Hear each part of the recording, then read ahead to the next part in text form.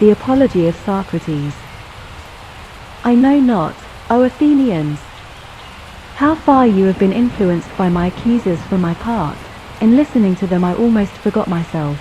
So plausible were their arguments, however, so to speak, they have said nothing true. But of the many falsehoods which they uttered I wondered at one of them especially, that in which they said that you ought to be on your guard lest you should be deceived by me, as being eloquent in speech. For that they are not ashamed of being forthwith convicted by me in fact, when I shall show that I am not by any means eloquent. This seemed to me the most shameless thing in them, unless indeed they call him eloquent who speaks the truth. For, if they mean this, then I would allow that I am an orator, but not after their fashion, for they, as I affirm, have said nothing true, but from me you shall hear the whole truth. Not indeed, Athenians, arguments highly wrought, as theirs were, with choice phrases and expressions, nor adorned, but you shall hear a speech uttered without premeditation in such words as first present themselves. For I am confident that what I say will be just, and let none of you expect otherwise, for surely it would not become my time of life to come before you like a youth with a got-up speech. Above all things, therefore, I beg and implore this of you, O Athenians. If you hear me defending myself in the same language as that in which I am accustomed to speak both in the forum at the counters, where many of you have heard me, and elsewhere, not to be surprised or disturbed on this account. For the case is this: I now for the first time come before a court of justice, though more than 70 years old. I am therefore utterly a stranger to the language here. As, then, if I were really a stranger, you would have pardoned me if I spoke in the language and the manner in which I had been educated. So now I ask this of you as an act of justice, as it appears to me, to disregard the manner of my speech, for perhaps it may be somewhat worse, and perhaps better, and to consider this only, and to give your attention to this, whether I speak what is just or not, for this is the virtue of a judge, but of an orator to speak the truth. First, then, O Athenians, I am right in defending myself against the first false accusations alleged against me, and my first accusers, and then against the latest accusations, and the latest accusers.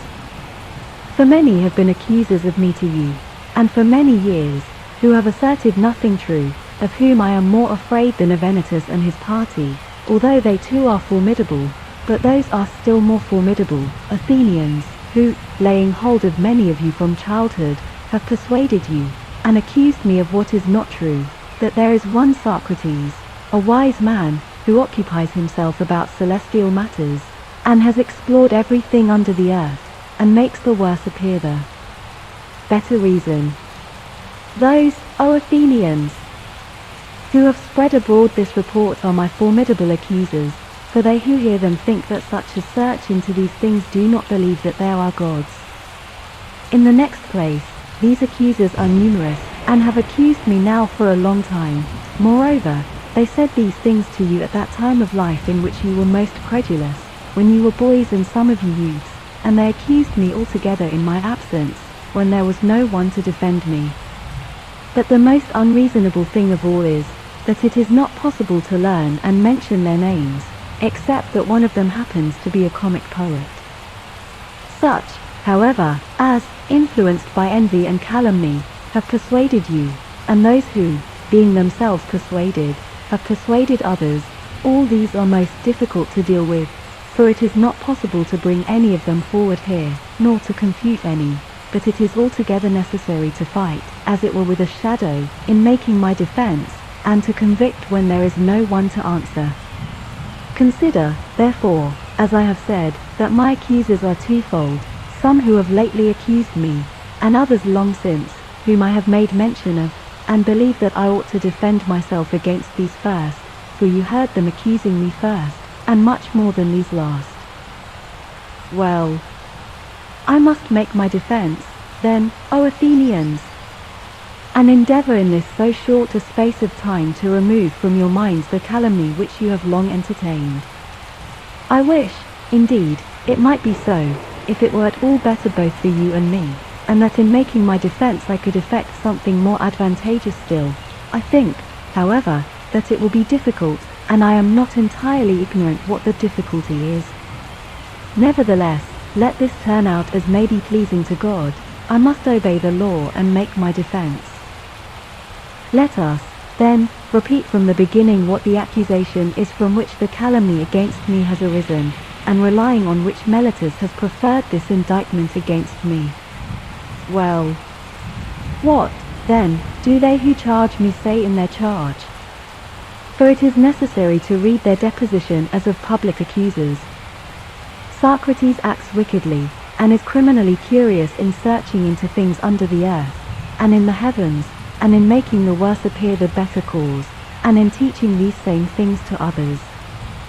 Such is the accusation, for such things you have yourselves seen in the comedy of Aristophanes.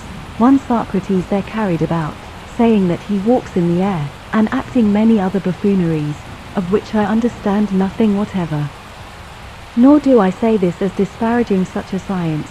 If there be anyone skilled in such things, only let me not be prosecuted by Meletus on a charge of this kind, but I say it, O Athenians, because I have nothing to do with such matters. And I call upon most of you as witnesses of this, and require you to inform and tell each other, as many of you as have ever heard me conversing, and there are many such among you.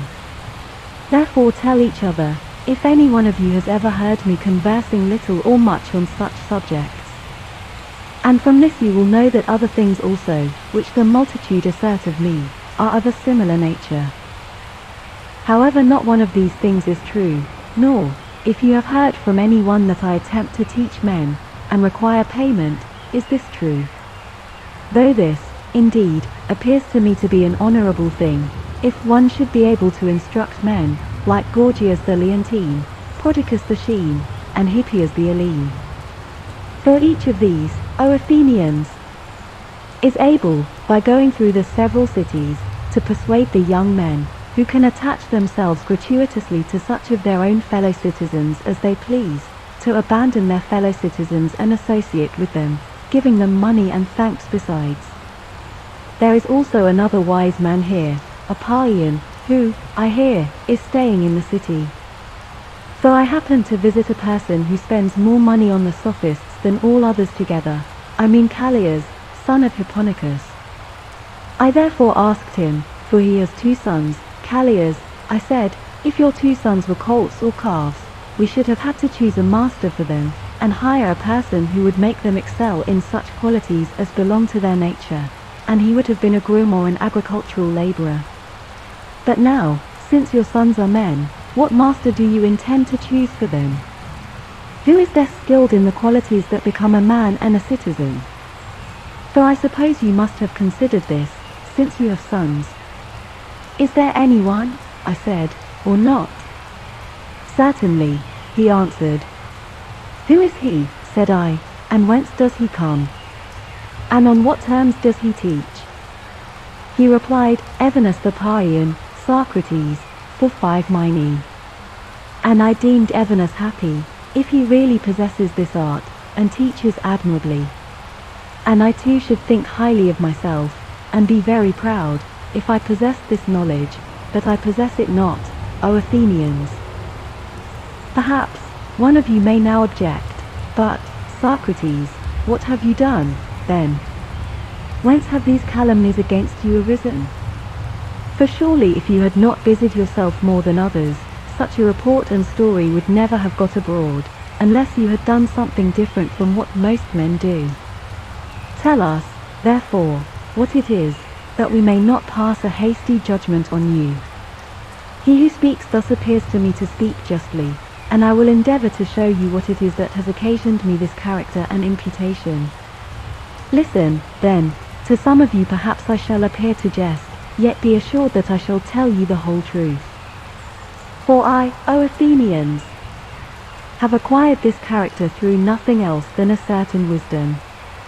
Of what kind, then, is this wisdom? Perhaps it is merely human wisdom. For in this, in truth, I appear to be wise. They probably, whom I have just now mentioned, possessed a wisdom more than human, otherwise I know not what to say about it, for I am not acquainted with it, and whosoever says I am, speaks falsely, and for the purpose of calumniating me. But, O Athenians, do not cry out against me, even though I should seem to you to speak somewhat arrogantly. For the account which I am going to give you is not my own, but I shall refer to an authority whom you will deem worthy of credit. So I shall adduce to you the god at Delphi as a witness of my wisdom, if I have any, and of what it is. You doubtless know Chirapho. He was my associate from youth, and the associate of most of you. He accompanied you in your late exile, and returned with you. You know, then, what kind of a man Chirapho was, how earnest in whatever he undertook. Having once gone to Delphi, he ventured to make the following inquiry of the oracle, and, as I said, O Athenians, do not cry out, for he asked if there was any one wiser than I. The Pythian thereupon answered that there was not one wiser, and of this, his brother here will give you proofs, since he himself is dead. Consider, then, why I mention these things. It is because I am going to show you whence the calumny against me arose. So when I heard this, I reasoned thus with myself, what does the god mean? What enigma is this? For I am not conscious to myself that I am wise, either much or little. What, then, does he mean by saying that I am the wisest? For assuredly he does not speak falsely, that he could not do. And for a long time I was in doubt what he meant. Afterward, with considerable difficulty, I had recourse to the following method of searching out his meaning. I went to one of those who have the character of being wise, thinking that there, if anywhere, I should confute the oracle, and show in answer to the response that this man is wiser than I, though you affirmed that I was the wisest. Having, then, examined this man, for there is no occasion to mention his name, he was, however, one of our great politicians, in examining whom I felt as I proceed to describe, O Athenians, having fallen into conversation with him, this man appeared to be wise in the opinion of most other men, and especially in his own opinion, though in fact he was not so. I thereupon endeavoured to show him that he fancied himself to be wise, but really was not. Hence I became odious, both to him and to many others who were present. When I left him, I reasoned thus with myself, I am wiser than this man, for neither of us appears to know anything great and good, but he fancies he knows something, although he knows nothing, whereas I, as I do not know anything, so I do not fancy I do. In this trifling particular, then, I appear to be wiser than he, because I do not fancy I know what I do not know. After that I went to another who was thought to be wiser than the former, and formed the very same opinion. Hence I became odious to him and to many others. After this I went to others in turn, perceiving indeed, and grieving and alarmed, that I was making myself odious. However, it appeared necessary to regard the oracle of the god as of the greatest moment, and that, in order to discover its meaning, I must go to all who had the reputation of possessing any knowledge. And by the dog, O Athenians! For I must tell you the truth, I came to some such conclusion as this: those who bore the highest reputation appeared to me to be most deficient in my researches in obedience to the god, and others who were considered inferior more nearly approaching to the possession of understanding. But I must relate to you my wandering, and the labours which I underwent, in order that the oracle might prove incontrovertible. For after the politicians I went to the poets, as well the tragic as the dithyrambic and others, expecting that here I should in very fact find myself more ignorant than they. Taking up, therefore, some of their poems, which appeared to me most elaborately finished, I questioned them as to their meaning, that at the same time I might learn something from them. I am ashamed, O Athenians! To tell you the truth, however, it must be told. For, in a word, almost all who were present could have given a better account of them than those by whom they had been composed. I soon discovered this, therefore, with regard to the poets, that they do not effect their object by wisdom, but by a certain natural inspiration, and under the influence of enthusiasm, like prophets and seers, for these also say many fine things, but they understand nothing that they say. The poets appeared to me to be affected in a similar manner, and at the same time I perceived that they considered themselves, on account of their poetry, to be the wisest of men in other things, in which they were not. I left them, therefore, under the persuasion that I was superior to them, in the same way that I was to the politicians. At last, therefore, I went to the artisans. For I was conscious to myself that I knew scarcely anything, but I was sure that I should find them possessed of much beautiful knowledge. And in this I was not deceived, for they knew things which I did not, and in this respect they were wiser than I.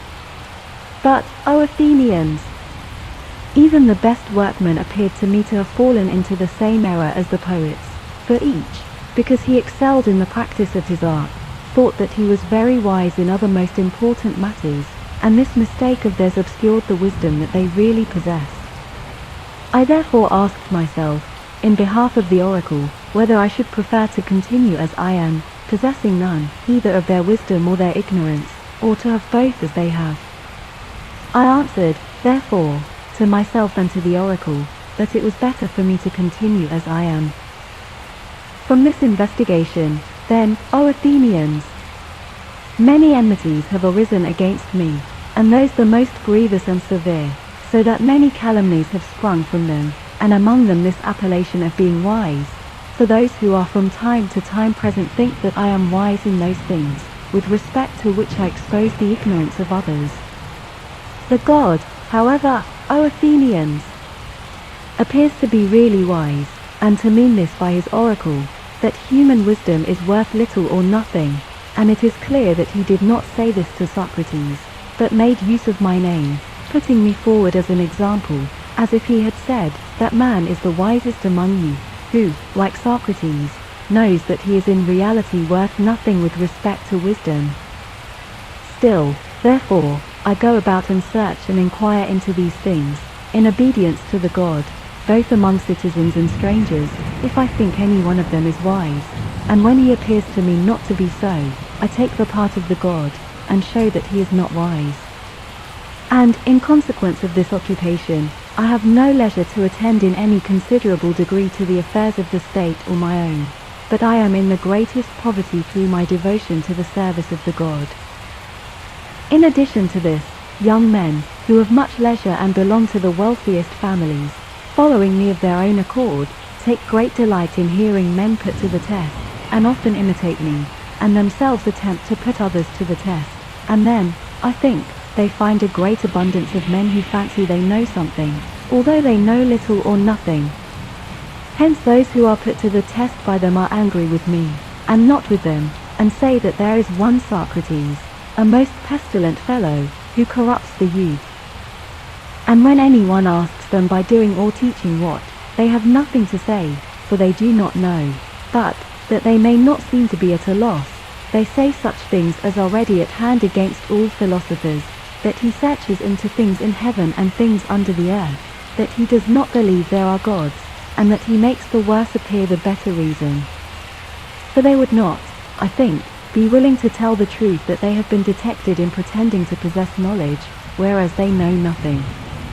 Therefore, I think, being ambitions and vehement and numerous, and speaking systematically and persuasively about me, they have filled your ears, for a long time and diligently calumniating me.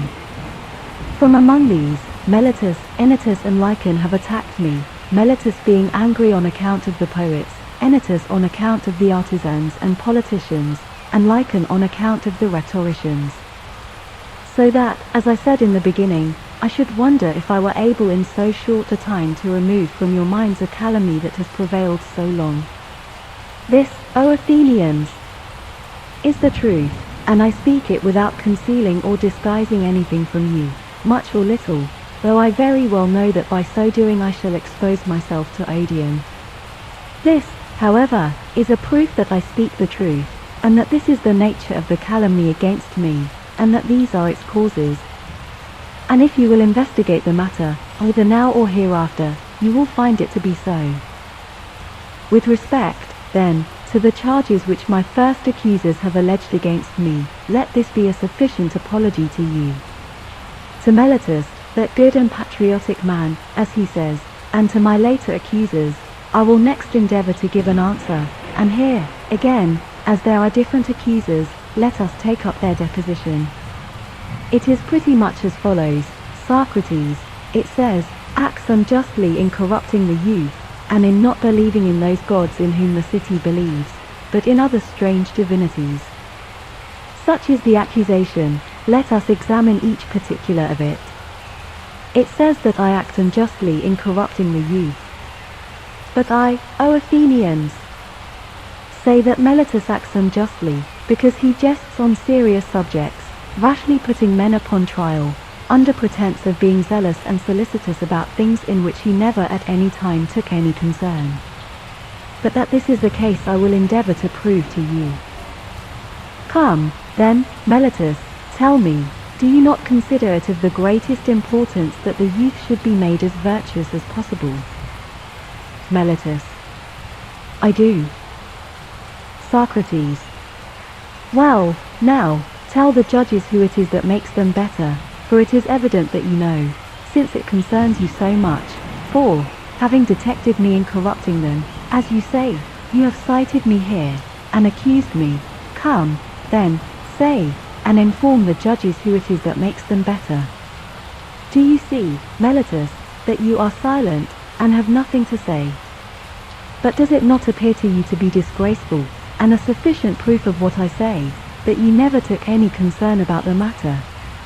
But tell me, friend, who makes them better? Meletus. The laws. Socrates. I do not ask this, most excellent sir, but what man, who surely must first know this very thing, the laws? Meletus. These, Socrates, the judges. Socrates. How say you, Meletus? Are these able to instruct the youth, and make them better? Meletus. Certainly. Socrates. Whether all, or some of them, and others not? Meletus. All. Socrates.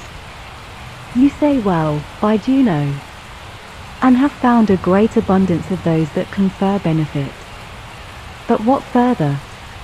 Can these hearers make them better, or not? Meletus. They, too, can. Socrates.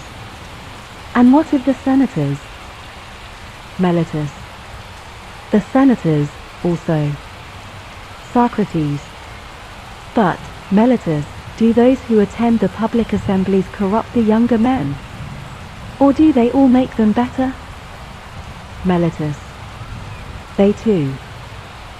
Socrates. All the Athenians, therefore, as it seems, make them honourable and good, except me, that I alone corrupt them. Do you say so?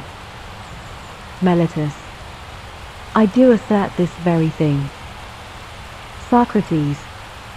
You charge me with great ill fortune. But answer me, does it appear to you to be the same, with respect to horses? Do all men make them better, and is there only some one that spoils them?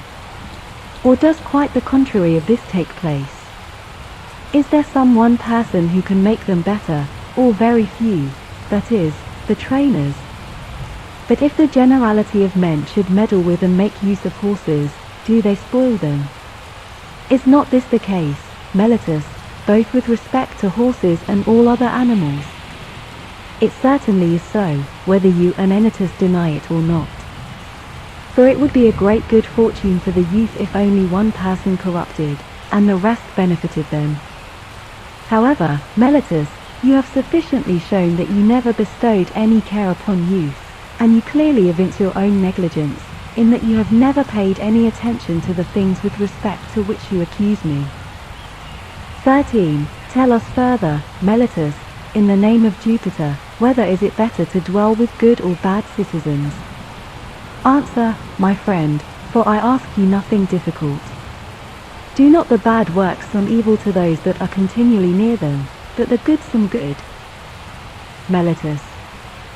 Certainly. Socrates. Is there any one that wishes to be injured rather than benefited by his associates? Answer, good man, for the law requires you to answer, Is there anyone who wishes to be injured? Meletus. No, surely. Socrates. Come, then, whether do you accuse me here, as one that corrupts the youth, and makes them more depraved, designedly or undesignedly? Meletus. Designedly, I say.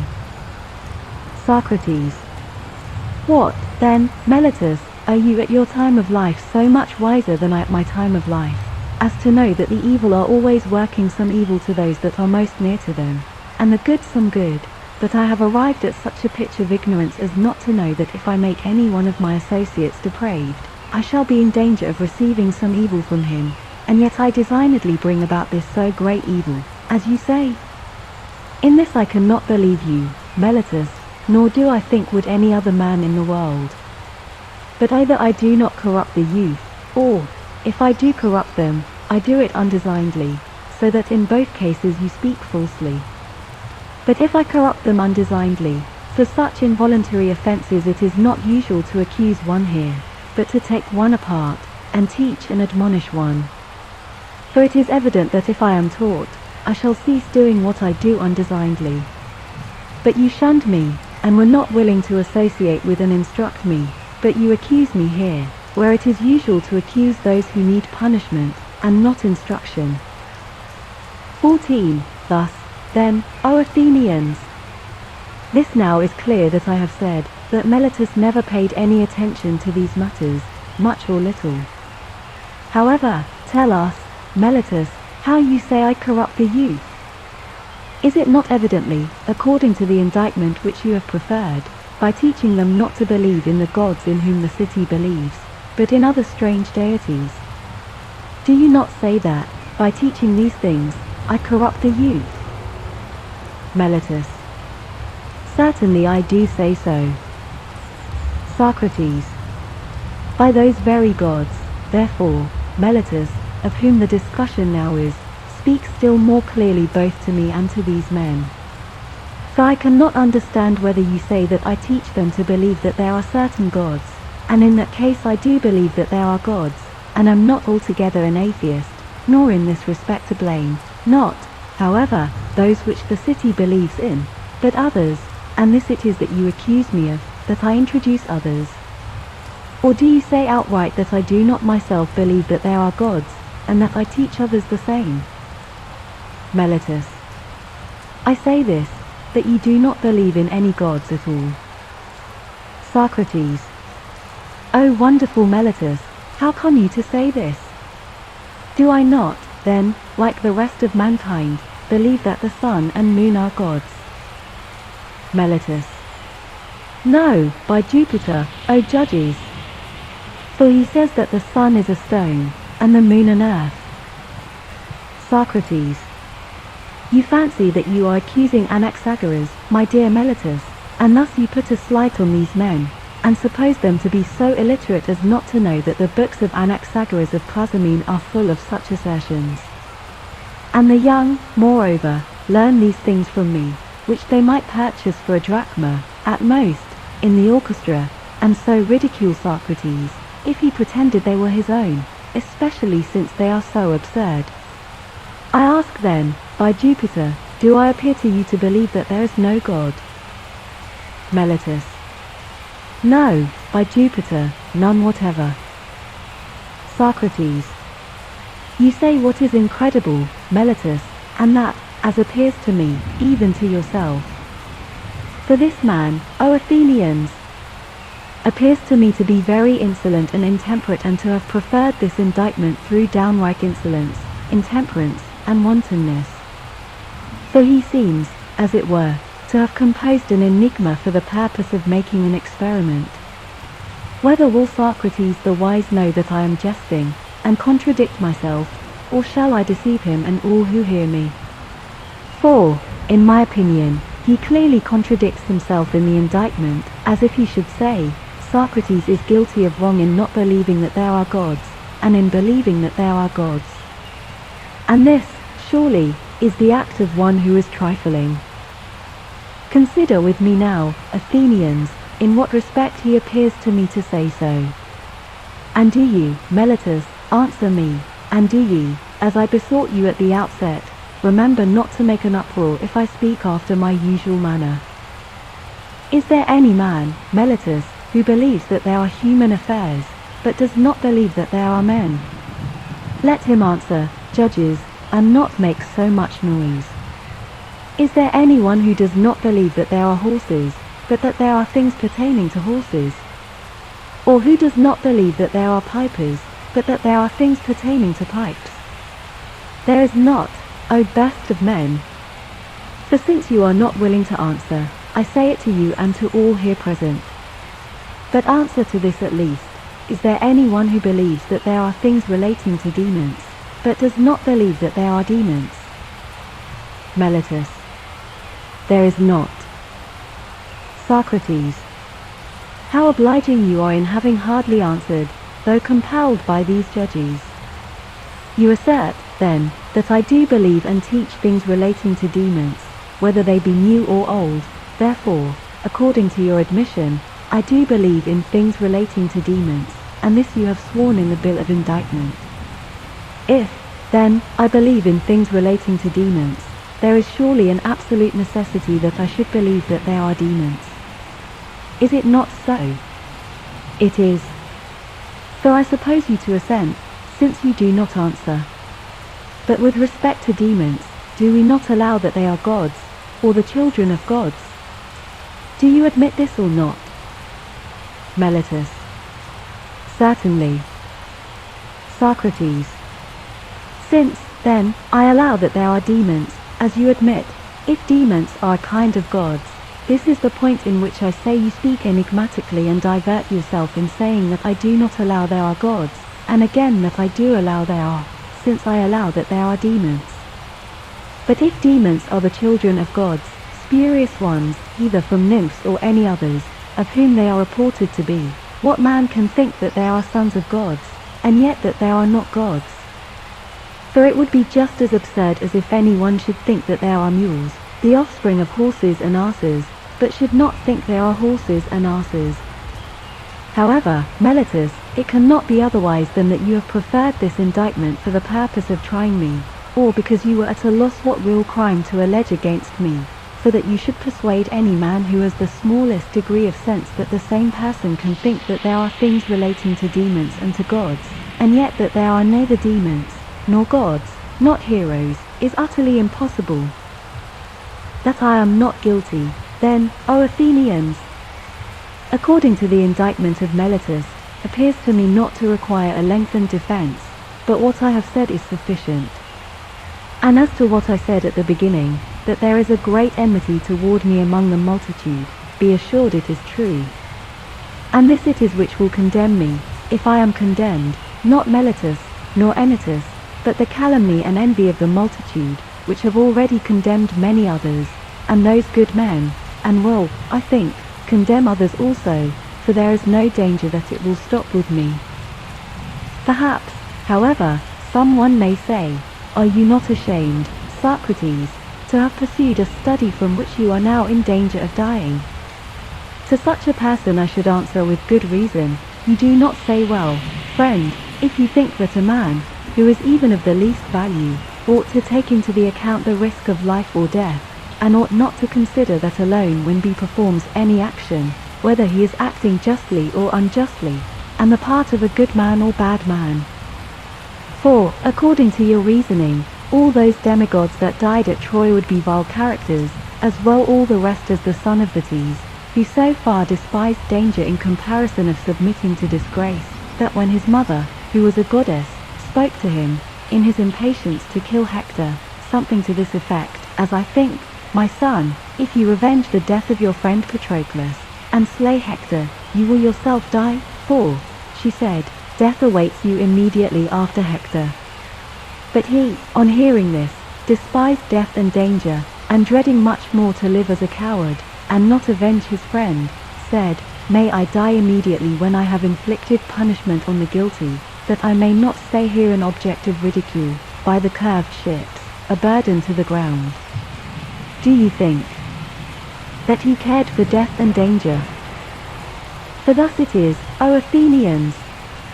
In truth, wherever anyone has posted himself, either thinking it to be better, or has been posted by his chief, there, as it appears to me, he ought to remain and meet danger, taking no account either of death or anything else in comparison with disgrace. I then should be acting strangely, O Athenians, if, when the generals whom you chose to command me assigned me my post at Potidaea, at Amphipolis, and at Delium, I then remained where they posted me, like any other person, and encountered the danger of death. But when the deity, as I thought and believed, assigned it as my duty to pass my life in the study of philosophy, and examining myself and others, I should on that occasion, through fear of death or anything else whatsoever, desert my post, strange indeed would it be, and then, in truth, anyone might justly bring me to trial, and accuse me of not believing in the gods, from disobeying the oracle, fearing death, and thinking myself to be wise when I am not. For to fear death, O Athenians, is nothing else than to appear to be wise, without being so, for it is to appear to know what one does not know. For no one knows but that death is the greatest of all good to man, but men fear it, as if they well knew that it is the greatest of evils. And how is not this the most reprehensible ignorance, to think that one knows what one does not know? But I, O Athenians, in this, perhaps, differ from most men, and if I should say that I am in anything wiser than another, it would be in this, that not having a competent knowledge of the things in Hades, I also think that I have not such knowledge. But to act unjustly, and to disobey my superior, whether God or man, I know is evil and base. I shall never, therefore, fear or shun things which, for aught I know, may be good, before evils which I know to be evils. So that, even if you should now dismiss me, not yielding to the instances of Anytus, who said that either I should not appear here at all, or that, if I did appear, it was impossible not to put me to death, telling you that if I escaped, your sons, studying what Socrates teaches, would all be utterly corrupted, if you should address me thus, Socrates, we shall not now yield to Anytus, but dismiss you, on this condition, however, that you no longer persevere in your researches nor study philosophy, and if hereafter you are detected in so doing, you shall die. If, as I said, you should dismiss me on these terms, I should say to you, O Athenians, I honor and love you, but I shall obey God rather than you, and so long as I breathe and am able, I shall not cease studying philosophy, and exhorting you and warning any one of you I may happen to meet, saying, as I have been accustomed to do, O best of men,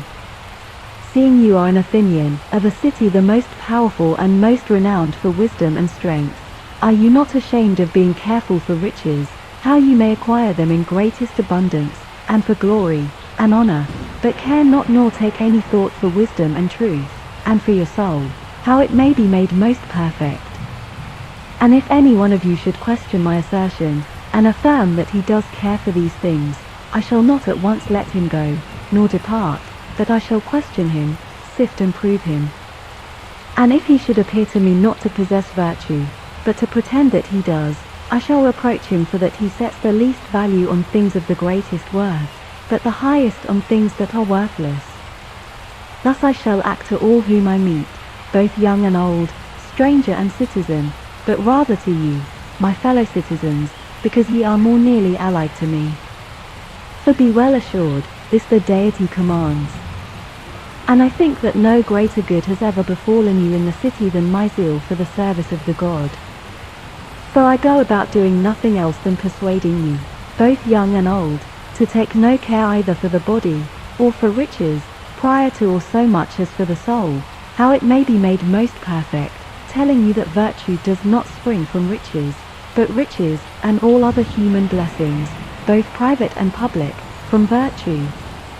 If, then, by saying these things, I corrupt the youth, these things must be mischievous, but if any one says that I speak other things than these, he misleads you. Therefore I must say, O Athenians, either yield to Anytus, or do not, either dismiss me or not, since I shall not act otherwise, even though I must die many deaths. Murmur not, O Athenians, But continue to attend to my request, not to murmur at what I say, but to listen, for, as I think, you will derive benefit from listening. For I am going to say other things to you, at which, perhaps, you will raise a clamor, but on no account do so. Be well assured, then, if you put me to death, being such a man as I say I am, you will not injure me more than yourselves. For neither will Meletus nor Anytus harm me, nor have they the power, for I do not think that it is possible for a better man to be injured by a worse. He may perhaps have me condemned to death, or banished, or deprived of civil rights, and he or others may perhaps consider these as mighty evils. I, however, do not consider them so, but that it is much more so to do what he is now doing, to endeavor to put a man to death unjustly. Now, therefore, O Athenians, I am far from making a defense on my behalf, as any one might think, but I do so on your own behalf, lest by condemning me you should offend at all with respect to the gift of the deity to you. For, if you should put me to death, you will not easily find such another, though it may be ridiculous to say so, altogether attached by the deity to this city as to a powerful and generous horse, somewhat sluggish from his size, and requiring to be roused by a gadfly, so the deity appears to have united me, being such a person as I am, to the city, that I may rouse you, and persuade and reprove every one of you, nor ever cease besetting you throughout the whole day. Such another man, O Athenians, will not easily be found, therefore, if you will take my advice, you will spare me. But you, perhaps, being irritated like drowsy persons who are roused from sleep, will strike me, and, yielding to Anytus, will unthinkingly condemn me to death, and then you will pass the rest of your life in sleep, unless the deity, caring for you, should send someone else to you. But that I am a person who has been given by the deity to this city, you may discern from hence, for it is not like the ordinary conduct of men, that I should have neglected all my own affairs, and suffered my private interest to be neglected for so many years, and that I should constantly attend to your concerns, addressing myself to each of you separately, like a father, or elder brother, persuading you to the pursuit of virtue. And if I had derived any profit from this course, and had received pay for my exhortations, there would have been some reason for my conduct. But now you see yourselves that my accusers, who have so shamelessly calumniated me in everything else, have not had the impudence to charge me with this, and to bring witnesses to prove that I ever either exacted or demanded any reward. And I think I produce a sufficient proof that I speak the truth, namely, my poverty.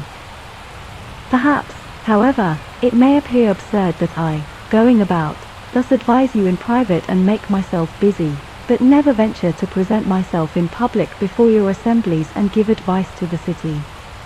The cause of this is that which you have often and in many places heard me mention, because I am moved by a certain divine and spiritual influence, which also Meletus, through mockery, has set out in the indictment.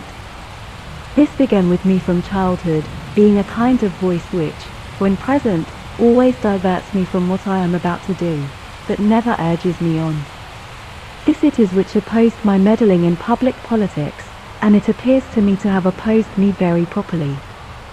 For be well assured, O Athenians, if I had long since attempted to intermeddle with politics, I should have perished long ago, and should not have at all benefited you or myself. And be not angry with me for speaking the truth. For it is not possible that any man should be safe who sincerely opposes either you, or any other multitude, and who prevents many unjust and illegal actions from being committed in a city, but it is necessary that he who in earnest contends for justice, if he will be safe for but a short time, should live privately, and take no part in public affairs. I will give you strong proofs of this, not words, but what you value, facts. Hear, then, what has happened to me, that you may know that I would not yield to any one contrary to what is just, through fear of death. At the same time by not yielding I must perish. I shall tell you what will be displeasing and wearisome, yet true. For I, O Athenians, never bore any other magisterial office in the city, but have been a senator, and our Antiochian tribe happened to supply the Prytanes when you chose to condemn in a body the 10 generals who had not taken off those that perished in the sea fight, in violation of the law, as you afterward all thought. At that time I alone of the Prytanes opposed your doing anything contrary to the laws, and I voted against you, and when the orators were ready to denounce me, and to carry me before a magistrate, and you urged and cheered them on, I thought I ought rather to meet the danger with law and justice on my side, than through fear of imprisonment or death, to take part with you in your unjust designs. And this happened while the city was governed by a democracy. But when it became an oligarchy, the 30, having sent for me with 4 others to the Tholas, ordered us to bring Leon the Salaminian from Salamis, that he might be put to death, and they gave many similar orders to many others, wishing to involve as many as they could in guilt. Then, however, I showed, not in word but in deed, that I did not care for death, if the expression be not too rude, in the smallest degree, but that all my care was to do nothing unjust or unholy. For that government, strong as it was, did not so overawe me as to make me commit an unjust action. But when we came out from the Tholas, the 4 went to Salamis, and brought back Leon, but I went away home. And perhaps for this I should have been put to death, if that government had not been speedily broken up. And of this you can have many witnesses. Do you think, then, that I should have survived so many years if I had engaged in public affairs, and, acting as becomes a good man, had aided the cause of justice, and, as I ought, had deemed this of the highest importance? Far from it, O Athenians! Nor would any other man have done so. But I, through the whole of my life, if I have done anything in public, shall be found to be a man, and the very same in private, who has never made a concession to any one contrary to justice, neither to any other, nor to any one of these whom my calumniators say are my disciples. I, however, was never the preceptor of any one, but if any one desired to hear me speaking, and to see me busied about my own mission, whether he were young or old, I never refused him. Nor do I discourse when I receive money, and not when I do not receive any, but I allow both rich and poor alike to question me, and, if any one wishes it, to answer me and hear what I have to say. And for these, whether any one proves to be a good man or not, I cannot justly be responsible, because I never either promised them any instruction or taught them at all. But if any one says that he has ever learned or heard anything from me in private which all others have not, be well assured that he does not speak the truth. But why do some delight to spend so long a time with me? Ye have heard, O Athenians! I have told you the whole truth, that they delight to hear those closely questioned who think that they are wise but are not, for this is by no means disagreeable. But this duty, as I say, has been enjoined me by the deity, by oracles, by dreams, and by every mode by which any other divine decree has ever enjoined anything to man to do. These things, O Athenians, are both true, and easily confuted if not true.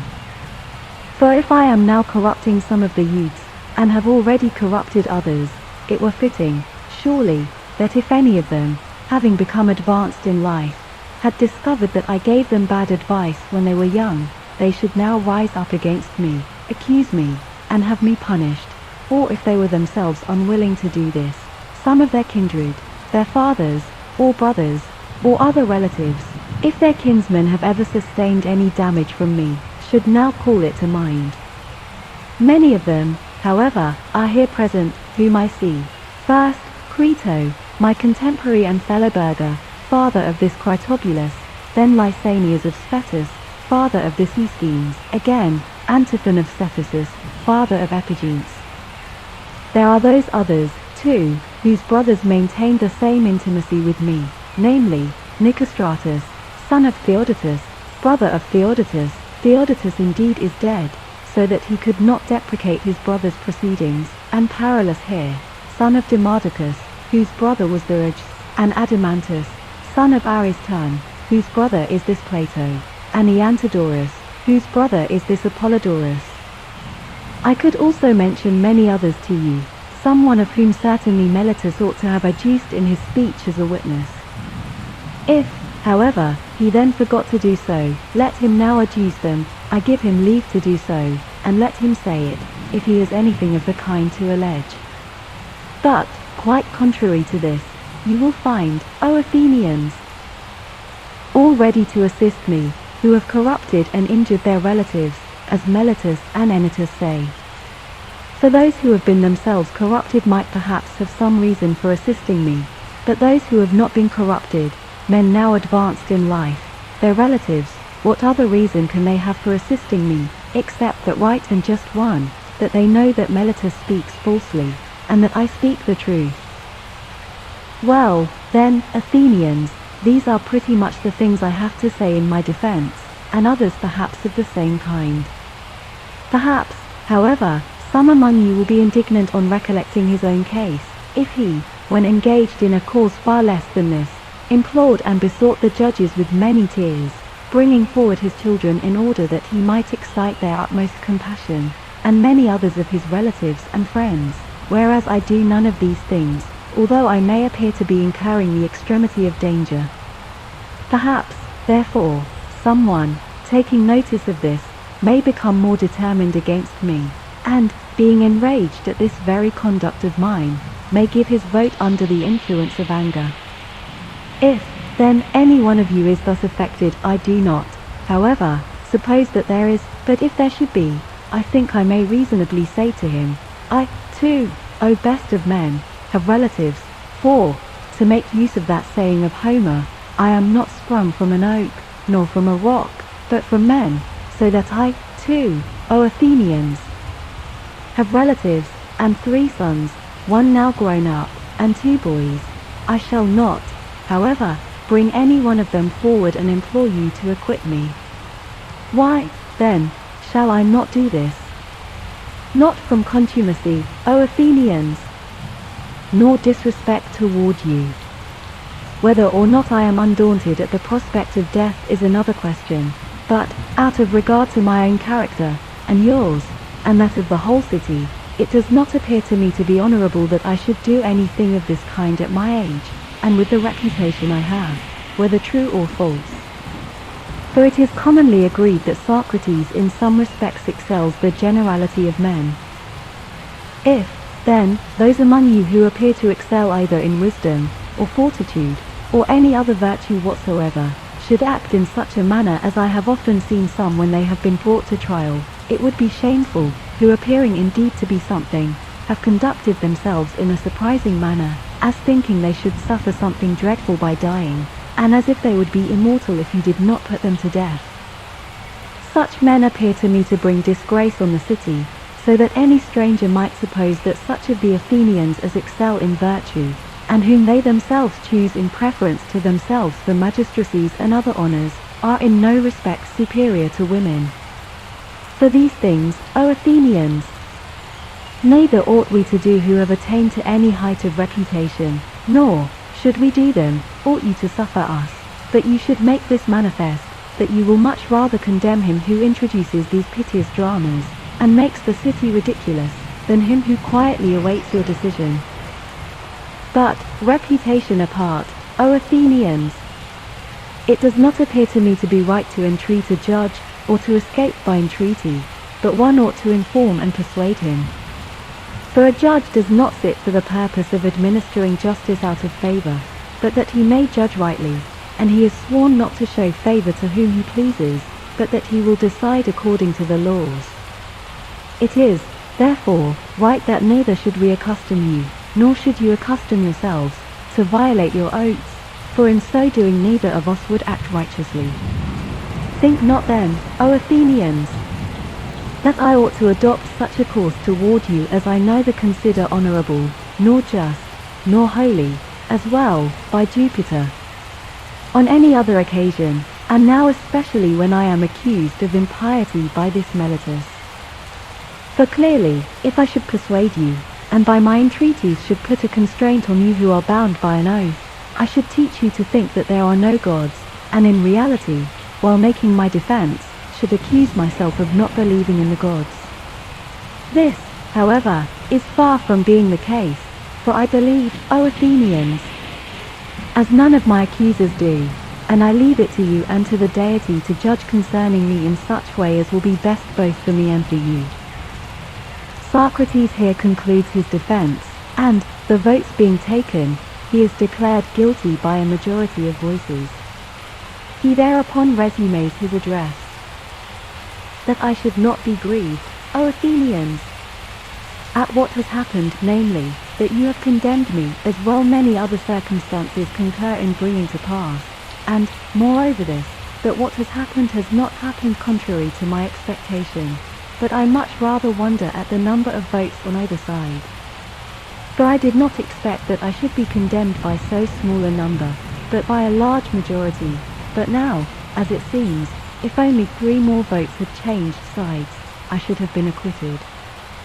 So far as Meletus is concerned, as it appears to me, I have been already acquitted, and not only have I been acquitted, but it is clear to every one that had not Anytus and Lycon come forward to accuse me, he would have been fined 1,000 drachmas, for not having obtained a 5th part of the votes.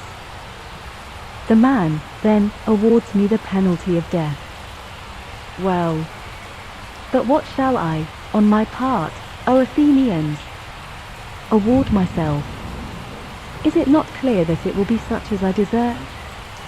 What, then, is that? Do I deserve to suffer, or to pay a fine? For that I have purposely during my life not remained quiet, but neglecting what most men seek after, money-making, domestic concerns, military command, popular oratory, and, moreover, all the magistracies, conspiracies, and cabals that are met within the city, thinking that I was in reality too upright a man to be safe if I took part in such things, I therefore did not apply myself to those pursuits, by attending to which I should have been of no service either to you or to myself, but in order to confer the greatest benefit on each of you privately, as I affirm, I thereupon applied myself to that object, endeavouring to persuade every one of you not to take any care of his own affairs before he had taken care of himself in what way he may become the best and wisest, nor of the affairs of the city before he took care of the city itself, and that he should attend to other things in the same manner. What treatment, then, do I deserve, seeing I am such a man? Some reward, O Athenians! If, at least, I am to be estimated according to my real deserts, and, moreover, such a reward as would be suitable to me. What, then, is suitable to a poor man, a benefactor, and who has need of leisure in order to give you good advice? There is nothing so suitable, O Athenians, as that such a man should be maintained in the Prytaneum, and this much more than if one of you had been victorious at the Olympic Games in a horse race, or in the 2 or 4 horse chariot race, for such a one makes you appear to be happy, but I, to be so, and he does not need support, but I do. If, therefore, I must award a sentence according to my just deserts, I award this, maintenance in the Prytaneum.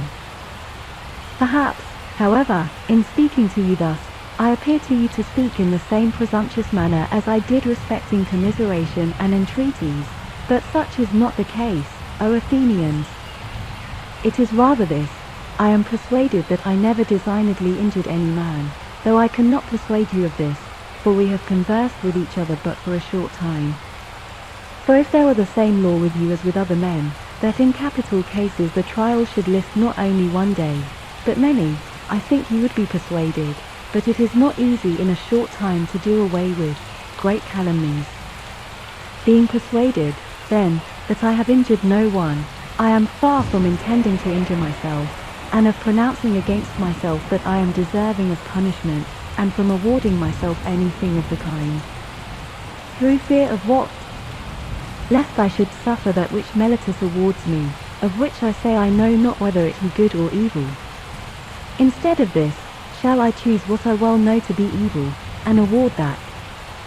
Shall I choose imprisonment? And why should I live in prison, a slave to the established magistracy, the 11? Shall I choose a fine, and to be imprisoned until I have paid it? But this is the same as that which I just now mentioned, for I have not money to pay it. Shall I, then, award myself exile? So perhaps you would consent to this award. I should indeed be very fond of life, O Athenians, if I was so devoid of reason as not to be able to reflect that you, who are my fellow citizens, have been unable to endure my manner of life and discourses, but they have become so burdensome and odious to you that you now seek to be rid of them. Others, however, will easily bear them. Far from it, O Athenians! A fine life it would be for me at my age to go out wandering, and driven from city to city, and so to live.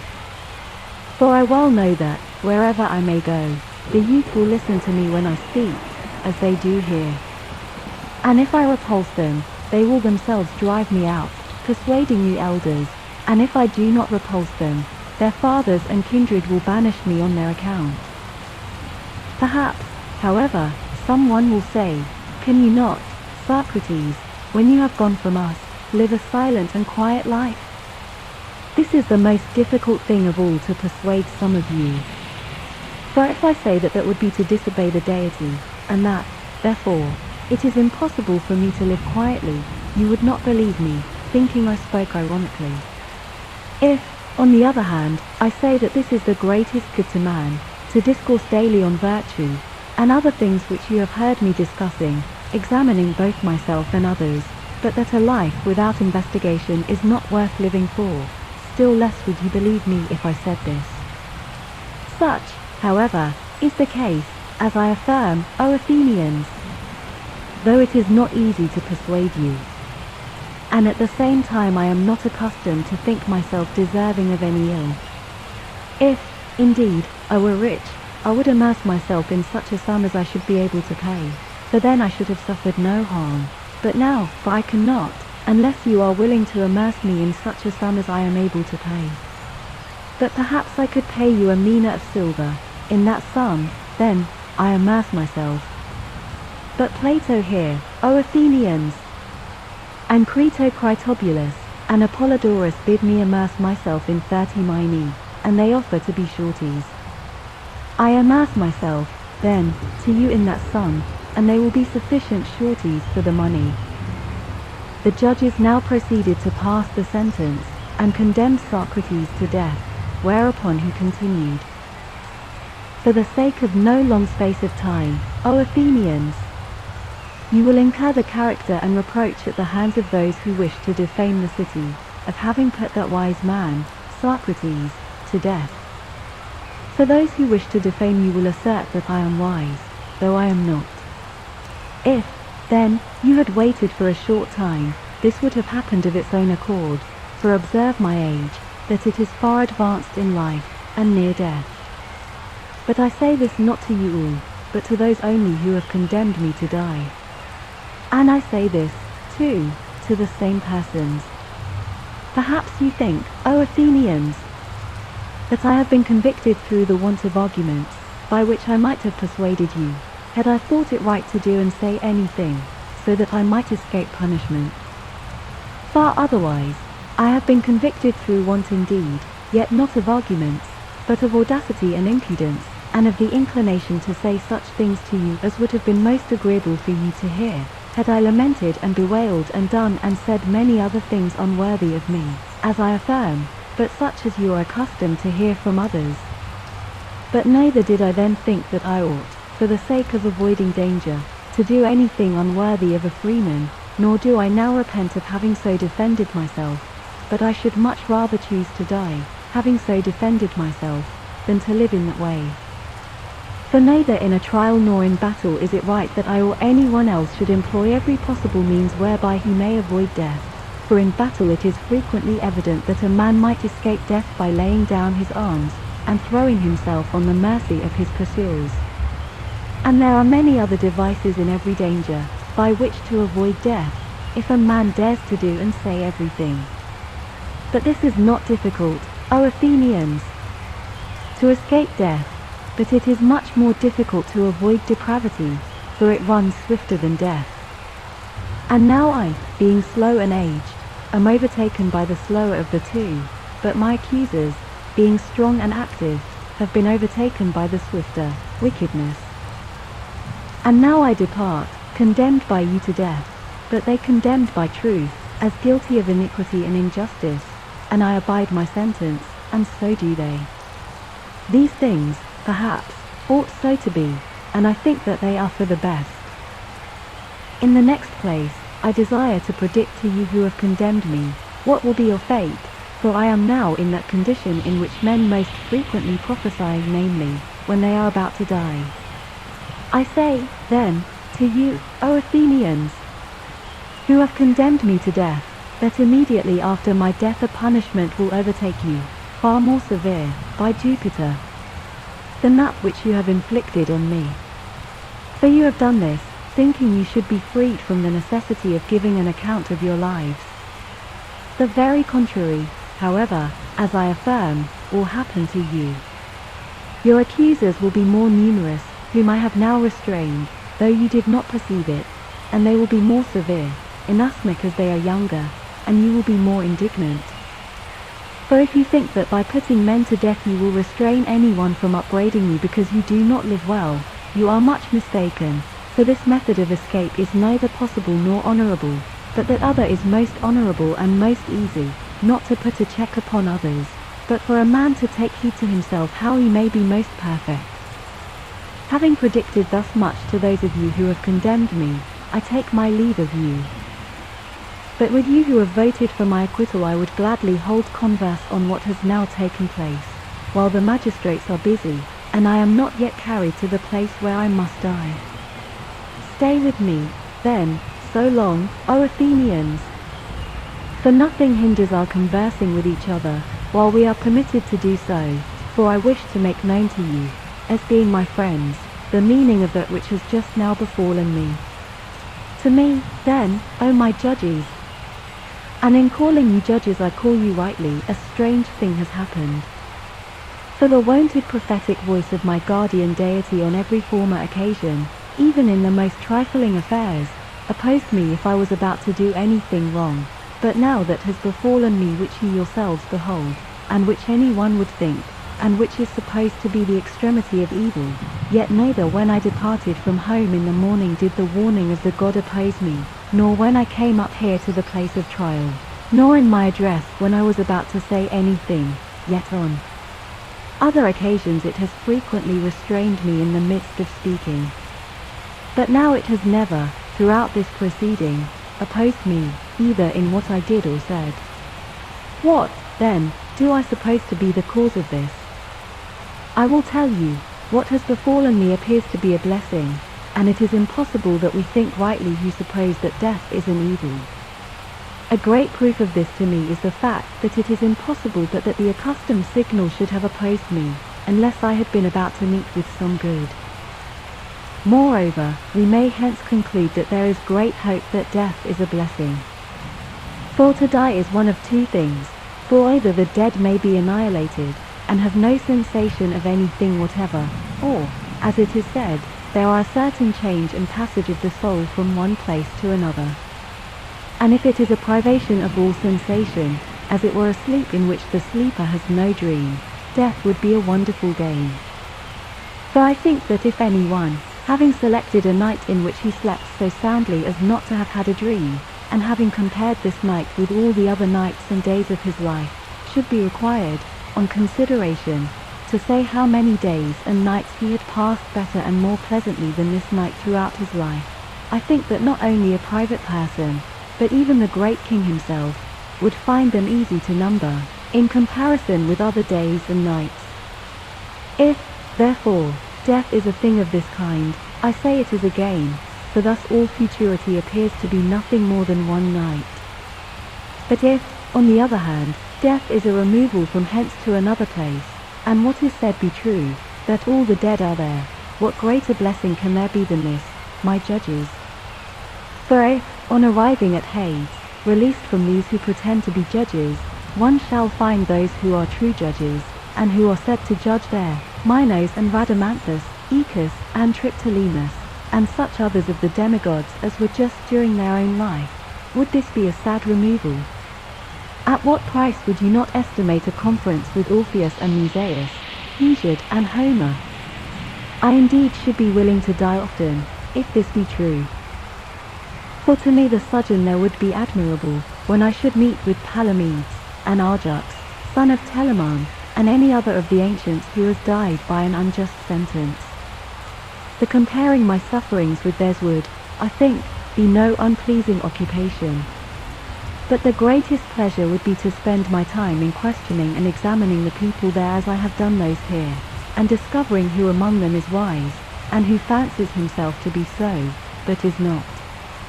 At what price, my judges, would not anyone estimate the opportunity of questioning him who led that mighty army against Troy, or Ulysses, or Sisyphus, or 10,000 others whom one might mention, both men and women, with whom to converse and associate, and to question them, would be an inconceivable happiness. Surely for that the judges there do not condemn to death, for in other respects those who live there are more happy than those who are here, and are henceforth immortal, if, at least, what is said be true. You, therefore, O my judges, ought to entertain good hopes with respect to death, and to meditate on this one truth, that to a good man nothing is evil, neither while living nor when dead, nor are his concerns neglected by the gods. And what has befallen me is not the effect of chance, but this is clear to me, that now to die, and be freed from my cares is better for me. On this account the warning in no way turned me aside, and I bear no resentment toward those who condemned me, or against my accusers, although they did not condemn and accuse me with this intention, but thinking to injure me. In this they deserve to be blamed. Thus much, however, I beg of them. Punish my sons when they grow up, O judges, paining them as I have pained you, if they appear to you to care for riches or anything else before virtue, and if they think themselves to be something when they are nothing, reproach them as I have done you, for not attending to what they ought, and for conceiving themselves to be something when they are worth nothing. If ye do this, both I and my sons shall have met with just treatment at your hands. But it is now time to depart, for me to die, for you to live. But which of us is going to a better state is unknown to every one but God.